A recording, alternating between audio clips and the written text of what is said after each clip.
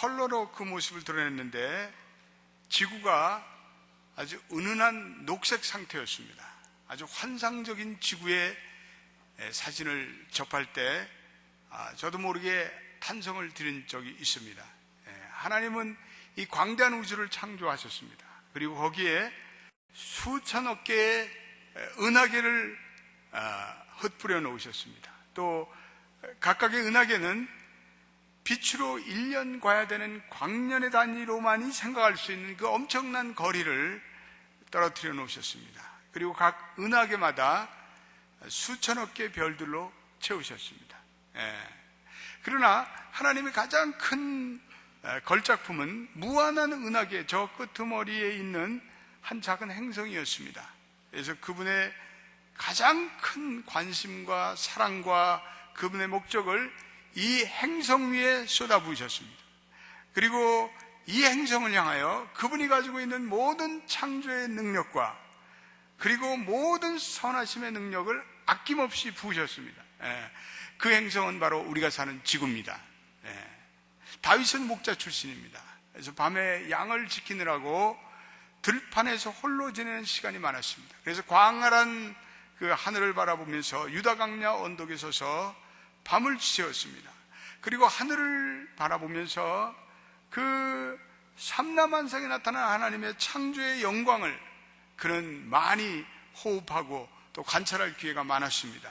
그래서 다윗이 그 천체계와 그리고 자연계에 나타난 그 하나님의 엄청난 영광을 발견하고 그는 오늘 우리가 읽은 이 말씀대로 여호와 우리 주여 주의 이름이 온 땅에 어찌 그리 아름다운지요 이렇게 찬양하고 있습니다. 1절 한번 같이 읽어보겠습니다. 8장 1절 같이 읽어보겠습니다. 시작.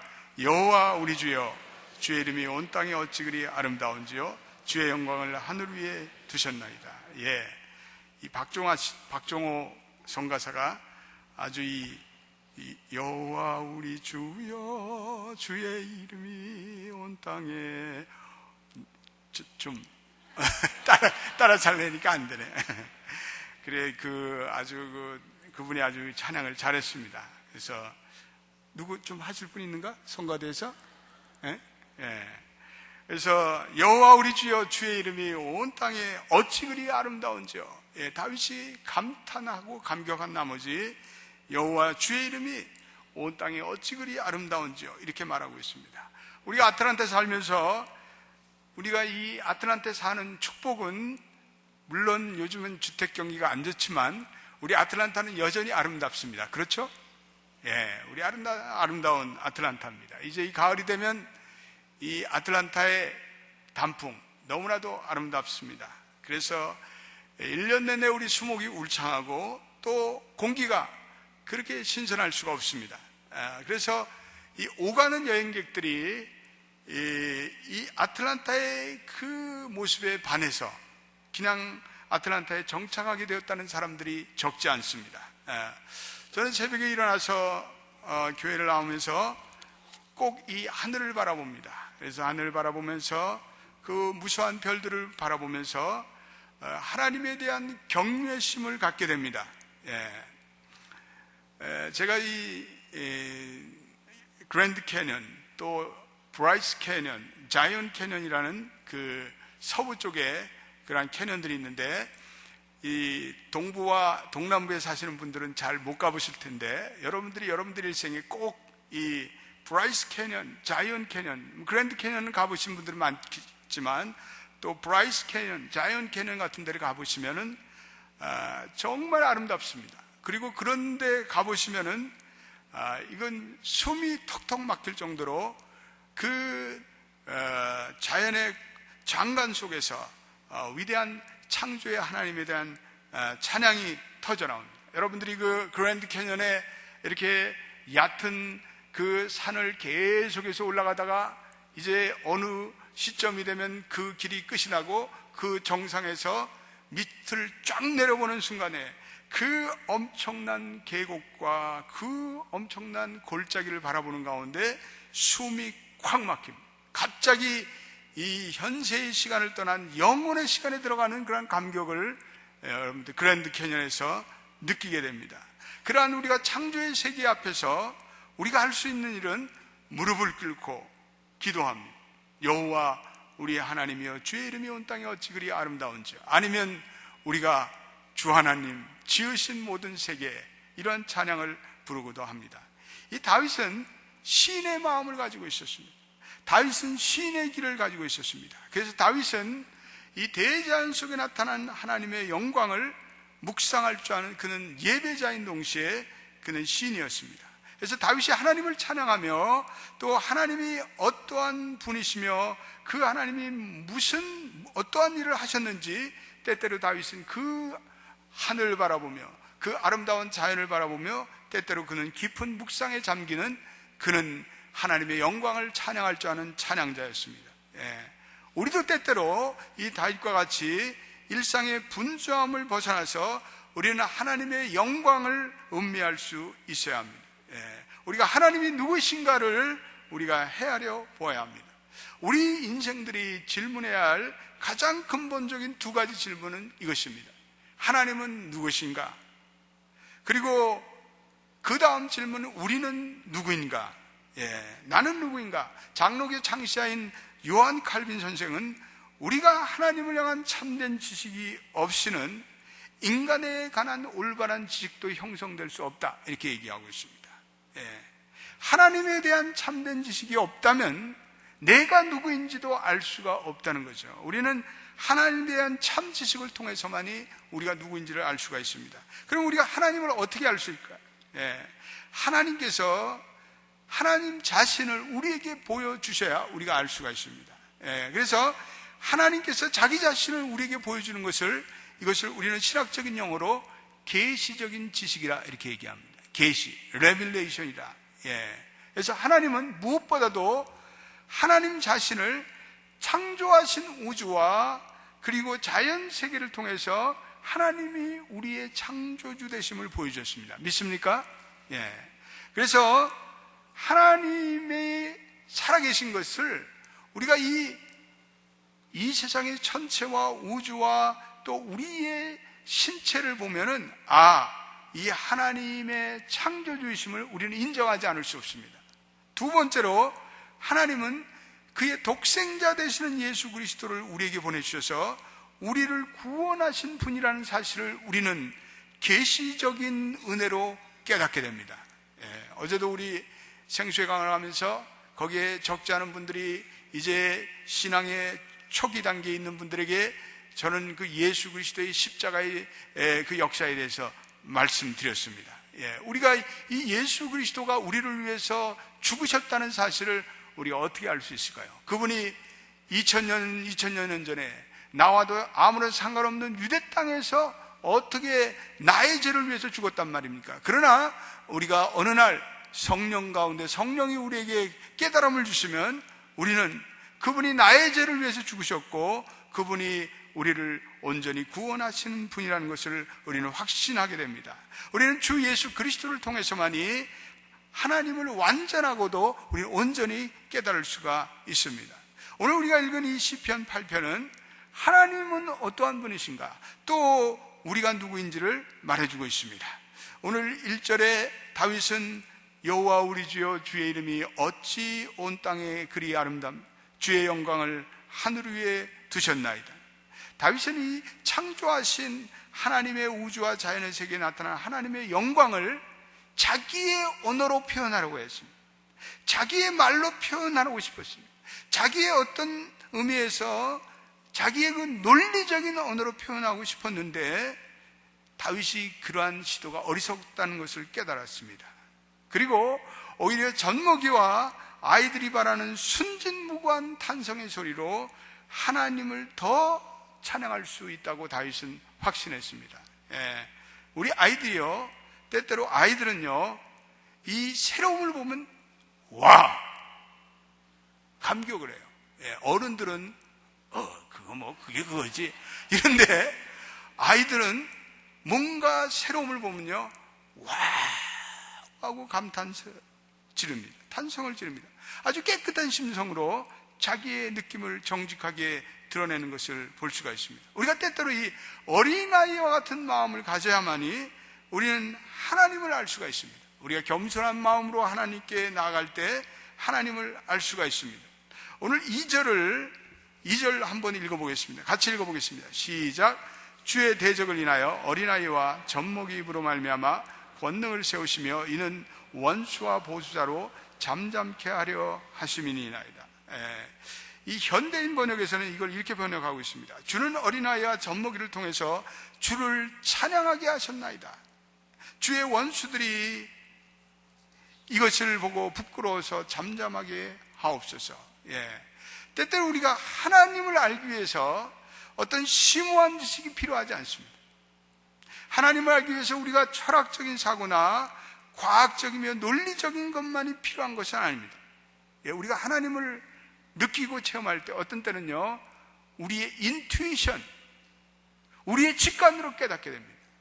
우리가 이 창조의 세계를 바라보는 순간에 우리는 와, 이거 인투이션이죠. 우리가 직관으로 그냥 느낍니다. 사실은 우리 동양 사람들은 서양 사람보다 직관이 더 발달됐습니다. 우리는 그냥 감으로 느껴요. 그건 우리 동양 사람들이 아주 훨씬 더 낫습니다. 서구적인 사람들에게 자꾸 설명해 줘야 되지만 우리는 느낍니다. 우리가 그 자연이나 천체나 이 모든 것을 볼 때 우리는 마음이 열려서 이거는 누군가가 창조하셨다는 우리는 그런 생각을 갖게 됩니다.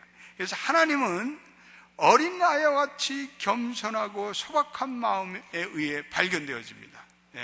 예수님이 어느 날 성전에서 병자들을 기적적으로 고쳐줬습니다. 그랬더니 그것을 보던 아이들이 함성을 질렀습니다. 다윗의 후손 호산나요 라며 예수님을 찬양했습니다. 이 아이들은요, 금방 예수님이 메시아인 것을 그들은 직관적으로 알았습니다. 그러나 학식이 많은 대제사장들과 서기관들은 예수님이 그리스도가 되심을 그들은 깨닫지 못했습니다. 오히려 어린이들이 예수님을 메시아로 부르자 그들은 분을 내었다고 성경은 말씀하고 있습니다. 마태복음 21장 14절로부터 16절 한번 같이 읽어보겠습니다. 시작. 소경과 저는 자들이 성전에서 예수께 나오매 고쳐주시니 대제사장들과 서기관들이 예수님이 하시는 이상행과 또 성전에서 소리질러 호산나 다윗의 자손이여 하는 아이들을 보고 분하여 예수께서 말하되 저희야 하는 말을 듣느뇨. 예수께서 가라사대 때 그렇다. 어린아기와 젖먹이들의 입에서 나오는 찬미를 온전케 하셨는다 함을 너희가 읽어본 일이 없느냐 하시고, 이 마태복음 21장 16절은 정확하게 예수님께서 시편 8편 2절을 인용하시며 말씀하고 있습니다.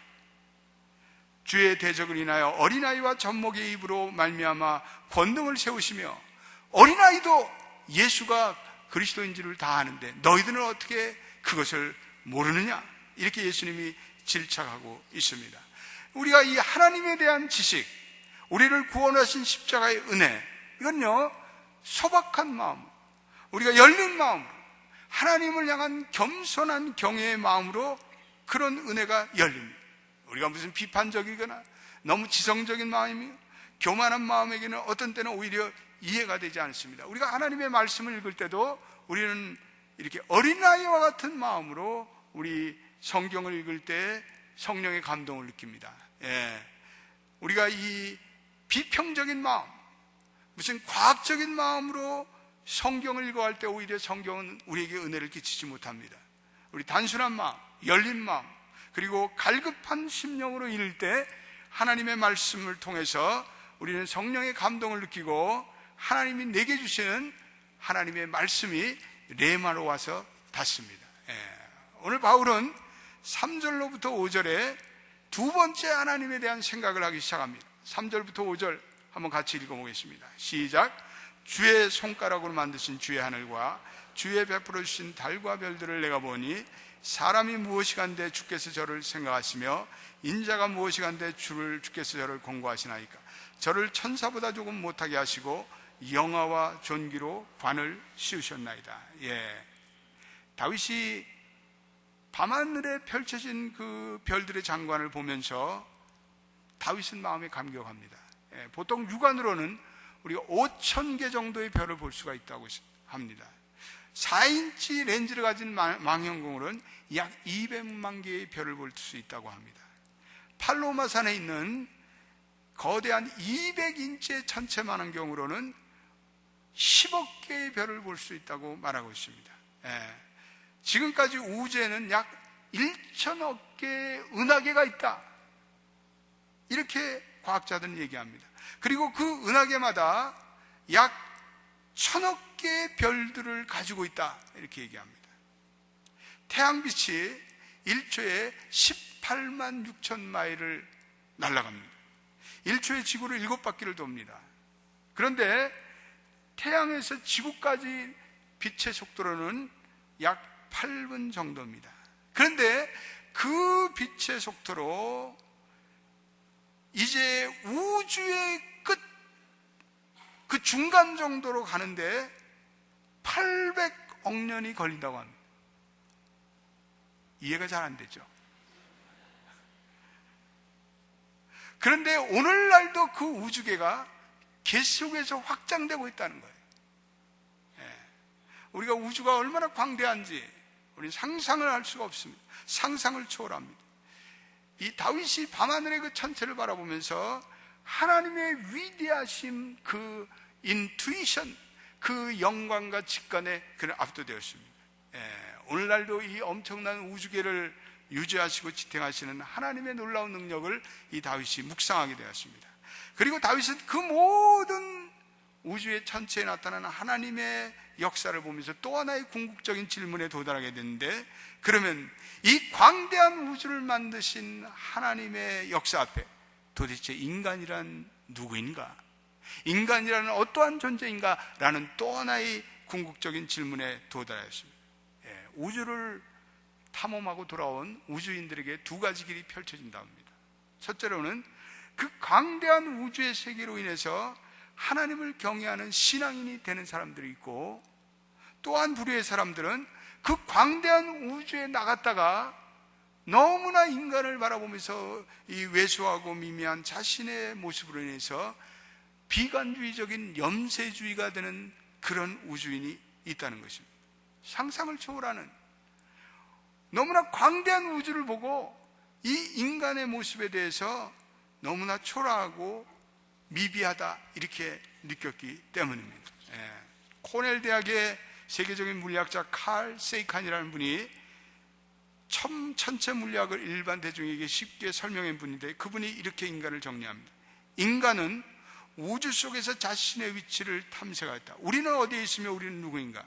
우리는 우주에 망각되어진 구석에 던져진 한 은하계의 별로 중요하지 않은 그러한 지구 가운데 살고 있는 미미한 존재임을 발견하게 된다. 그분은 인간을 이렇게 표현하고 있습니다. 이건 매우 비관적인 인간론입니다. 그의 말에 빌리자면 우리는 광대한 우주의 한 모퉁이에 살고 있는 아무도 알아주지 않는 무한한 우주 바다의 작은 해변가에 머무는 그러한 모래알과 같은 별 볼 일이 없는 인간일 뿐이다, 이렇게 그는 설명하고 있습니다. 그런데 오늘 우리 읽은 이 시편 기자의 다윗은 이러한 비관적인 인간관에 대해서 대립의 각을 세우며 단호히 노라고 얘기합니다.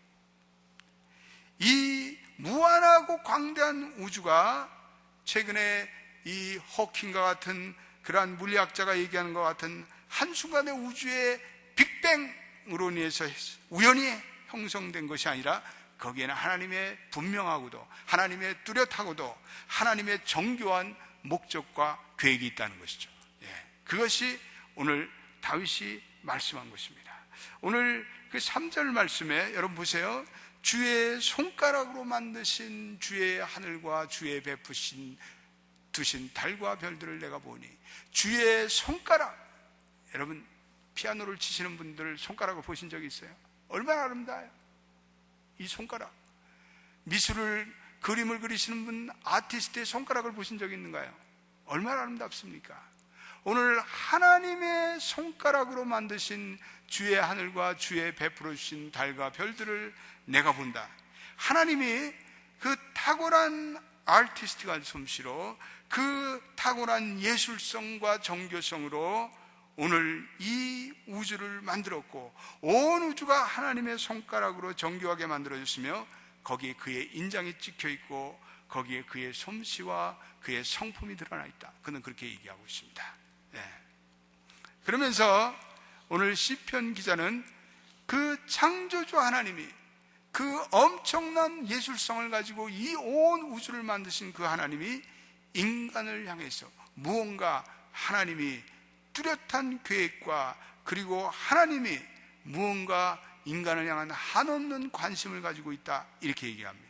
그래서 그것이 바로 5절 4절 말씀, 사람이 무엇이간데 주께서 저를 생각하시며 인자가 무엇이간데 주께서 저를 권고하시며, 도대체 인간이 무엇이간데 주께서 저들을 이토록 생각하셔서 저들이 사는 저곳에 저렇게 아름다운 달과 별들을 넣어주시고, 인간이 무엇이간데 인간을 이토록 돌봐주십니까?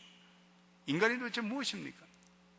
인간은 어디로 왔다 어디로 가는 존재입니까?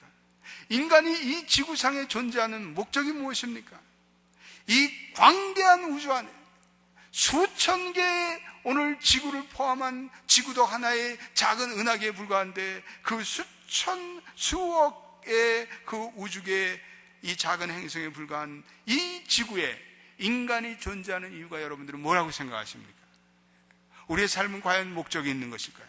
우리의 삶은 의미가 있는 것일까요? 다윗은 오늘 이 시편 8편을 통해서 가장 실존적이고 가장 궁극적이며 본질적인 질문을 던지게 됩니다.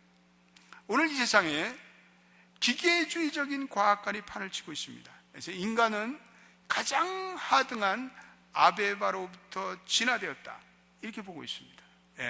그래서 인간이 점점 원숭이에서 또 이렇게 인간으로 진화되었다. 그래서 원숭이가 우리 조상이에요.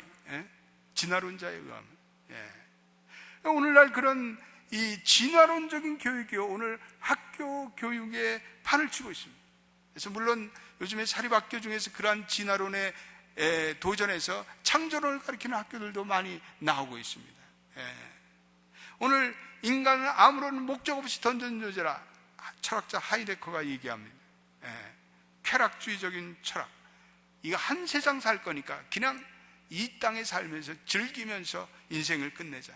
아니면 염세주의, 비관주의적인 무신론적인 철학이 횡행합니다. 그래서 오늘날 젊은이들이 이러한 시대의 풍조 속에서 무의미와 절망과 그리고 마약과 그리고 쾌락과 그리고 뉴에이지와 그리고 자살에 빠져들기도 합니다. 이거 다 진화론적인 교육의 산물입니다. 오늘 우리가 읽은 시편 기자는 5절과 8절에서 인간에게는 분명한 목적과 의미가 있다는 것을 분명히 밝히고 있습니다. 4절을 한 번 더 읽어보겠습니다. 시작. 사람이 무엇이간데 주께서 저를 생각하시며 인자가 무엇인데 주께서 저를 권고하시며. 이 생각하고 권고한다는 것, 생각한다는 말은 하나님께서 관심을 가지고 기억하신다는 말이죠. 권고한다는 말은 하나님이 돌보신다, 이러한 말입니다. 하나님이 무한대의 우주를 창조하신 분이지만 그분은 인간을 권념하고 계신다, 인간을 돌보고 계신다. 그래서 하나님은 죄로 인해서 죽을 수밖에 없는 인간을 생각하고 돌보셔서 독생자 예수 그리스도를 이 땅에 보내주시고 우리가 그를 믿는 믿음으로 구원 얻게 하셨습니다. 5절 말씀에 보면 거기에 재밌는 그 말씀이 나옵니다. 같이 한 번 더 읽어보겠습니다. 시작. 저를 천사보다 조금 못하게 하시고 영어와 존귀로 관을 씌우셨나이다, 이렇게 되어 있습니다.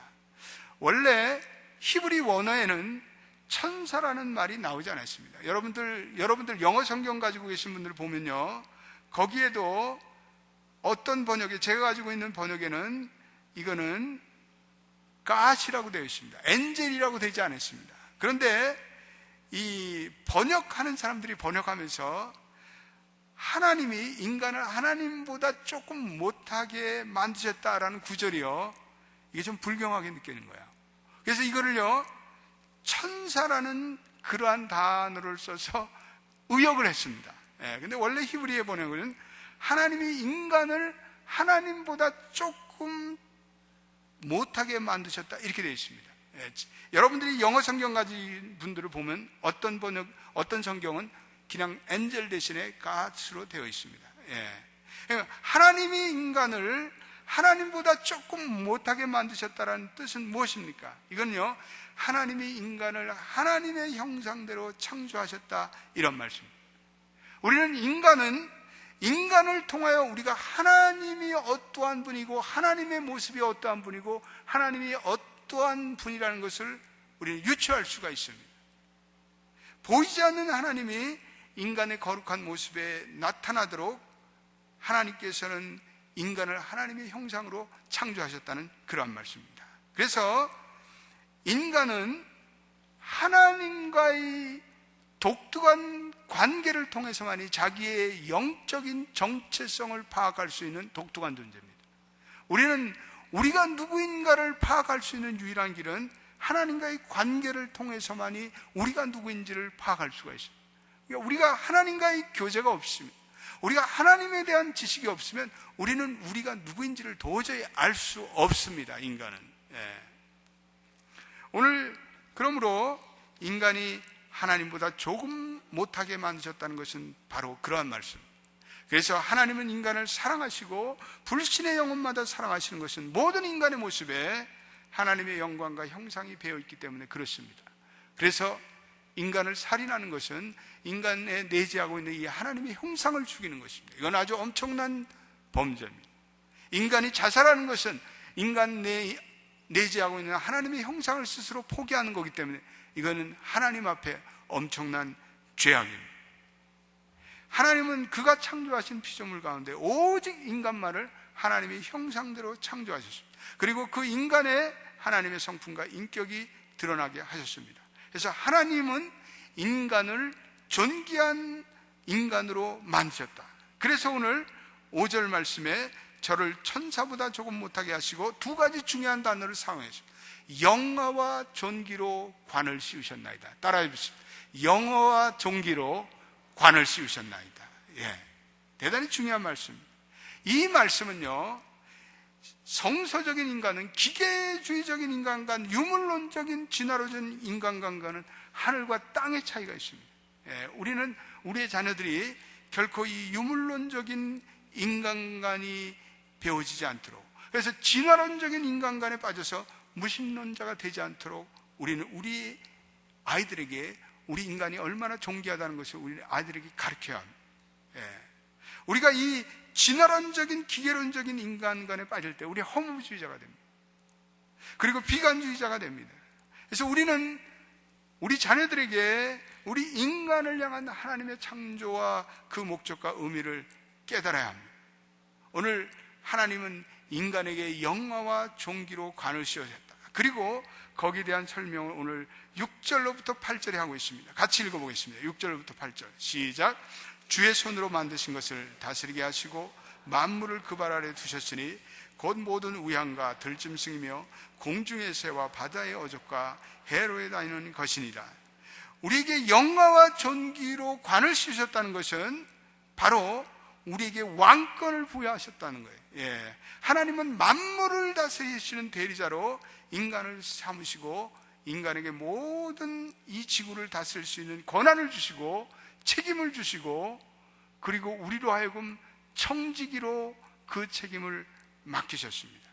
그래서 오늘 6절로부터 8절은 환경신학의 아주 중요한 어떤 의미에서 근거가 되는 말씀입니다.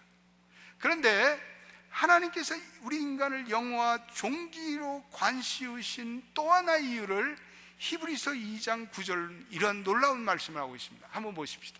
히브리서 2장 9절 한번 같이 읽어보겠습니다. 시작. 오직 우리가 천사들보다 잠깐 동안 못하게 하심을 입은 자 곧 죽음의 고난을 받으심을 인하여 영광과 존귀로 간씌우신 예수를 보니 이를 행하심은 하나님의 은혜로 말미암아 모든 사람을 위하여 죽음을 맛보려 하심이라. 하나님께서 인간에게 영광과 존귀로 관을 씌우신 이유는 십자가에 달리신 예수 그리스도께서 흘리신 보혈의 피의 역사 때문에 그렇습니다. 인간을 구원하기 위해서 예수 그리스도께서 생명을 주시고 사랑함으로 인간을 존귀하고 영화롭게 만드셨습니다. 여러분, 이것을 생각해 보십시오. 인간이 존재하는 이 지구가 이 수많은 우주계에 수많은 행성들이 있습니다. 거기와 다른 결정적인 차이가 있는데 바로 이 지구는 예수 그리스도의 보배로운 십자가의 보혈의 피가 흘려진 것입니다. 할렐루야. 예수 그리스도의 보혈의 피가 이 지구 땅에 흘려짐으로 인간의 역사에는 결정적인 차이가 났습니다. 온 우주 천체계에 어느 곳을 가도 예수 그리스도의 보혈의 은혜가 나타난 곳은 없습니다. 수억의 행성계가 있습니다. 아마 거기에 생명체가 있을지도 모르죠. 요즘에도 신문에 보니까 최근에 미국의 전직 공군 장교들이 외계인이 우주에 인베이드 했다. 그 구체적인 증거가 있다. 다음 주에 증거가 나올 거래요. 하도 외계인 얘기를 많이 해서, 외계인이 있을지 모르죠. 지구 외에도 다른 행성에 무슨 고등생물이 살지도 모르죠. 여러분, 이런 것들을 생각해 보십시다. 그러나 하나님이 독생자 예수를 보내서 죽게 하시고 우리의 죄를 구속하시고 보혈의 피가 흘리신 그 은혜가 존재하는 생명체는 오로지 지구뿐입니다. 지구에 거하는 우리 인생들만이 예수 그리스도의 보배로운 피로 씻김받고 구원받고 우리 하나님의 자녀가 됐습니다. 믿습니까? 이거 아주 대단히 중요한 문제입니다. 그러므로 여러분과 저는 얼마나 가치 있고 존귀한 존재인지 모릅니다. 우리는 하나님의 영원한 사랑과 그리고 계획과 목적을 가지고 만들어진, 우리는 인생의 분명한 하나님의 목적을 가지고 살아가는 자들입니다. 오늘도 이 시간 참되며 살아계신 하나님이 우리를 창조하셨고 우리를 구원하셨고 오늘도 이 모든 우리 인생의 삶과 역사를 운행하시는 분, 그분이 있다는 것을 우리는 기억해야 합니다. 이 광대한 우주로부터, 천체로부터, 자연계로부터 인간의 세미한 신체 구조에까지 하나님의 영광과 거기에 하나님의 위엄이 가득 찼음을 우리는 신앙의 눈으로 보고 감격하고 우리는 감사하고 우리는 이 창조주 하나님께 영광을 돌려야 합니다. 우리는 계속해서 그 하나님을 송축해야 합니다. 우리는 두렵고 떨리는 심정으로 그 하나님을 예배해야 합니다. 우리는 그 하나님을 세상 끝까지 전해야 하는 사명이 있습니다. 여호와 우리 주여, 주의 이름이 온 땅에 어찌 그리 아름다운지 오늘도 감격을 가지고 찬양하고 이 하나님을 향한 하나님의 구속의 진리를 깨닫는 여러분 되시기를 주의 이름으로 축원드립니다. 우리 한번 다 일어나 보시죠. 아까 우리 부른 찬송가 40장 한번